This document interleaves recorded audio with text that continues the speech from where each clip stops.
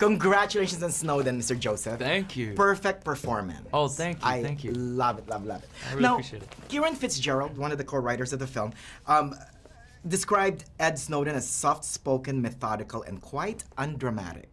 How do you attack a role like that? Yeah, that's a good question.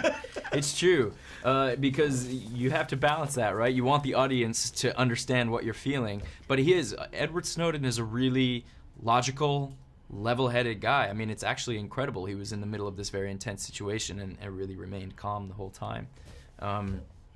So you have to find that balance. You have to just really, really try to feel it and not show it. And kind of just trust that the camera can see it. It's intriguing that this movie was made when the story itself, the subject itself, it's still not finished. Right? I mean, how do you make a biopic like that? Well, so this story, I think it's actually a really great story to tell because it's about the 9 years leading up to the thing that everyone knows him for. Right. You know, and a lot of people ask why he did what he did. So to really understand why he did what he did, I think you have to go back and see. You know, the movie begins, not a lot of people know. In 2004, Edward Snowden enlisted in the U.S. Army. Right. He wanted to go fight in Iraq. And, you know, that's a hell of a drama. Yeah. Because every drama hinges on a character changing somehow. Right. And, you know, to go from a place where you just never question the government at all and just believe that you should go fight in that war, to 9 years later saying, like, I am a patriot, but I don't believe that this thing that the government is doing is right. I think this goes against the principles of my country, and I'm going to stand up and risk my life for it.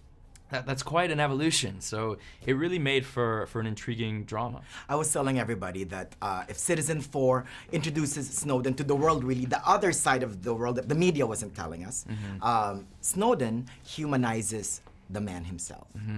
Right? And big part of that, I think, is Shailene Woodley's character, Lindsay, I think so Lindsay too. Mills, right? Yeah, absolutely. Well, Shailene is so great in the movie, playing Lindsay Mills, who's Edward Snowden's girlfriend. And look, you know, Edward Snowden has done his best to keep his private life out of the spotlight, and I respect that. And you know, he's not trying to put his life on blast. He's trying to get the world to talk about these issues of government accountability and mass surveillance, and but you know, this is a drama.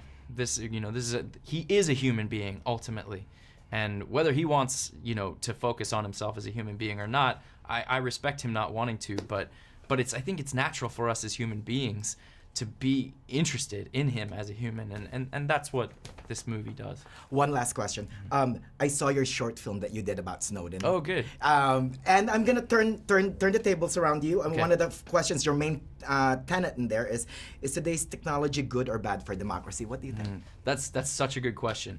I think it's all about how we use that technology, and you know, the word democracy just means power for the people. And that's what the United States of America is supposed to be, a government of the people, by the people, for the people. Right. And I feel really, really grateful to have been born and raised here. Not everyone everywhere in the world lives in a country where they have that privilege. Yeah. And so, you know, look, we can use that technology to empower ourselves as people, or we can let that technology be used against us to take power away. Choice is really in our hands. Yeah. I don't know what NSA will find in my phone. Yeah. All my eBay purchases or something. Yeah.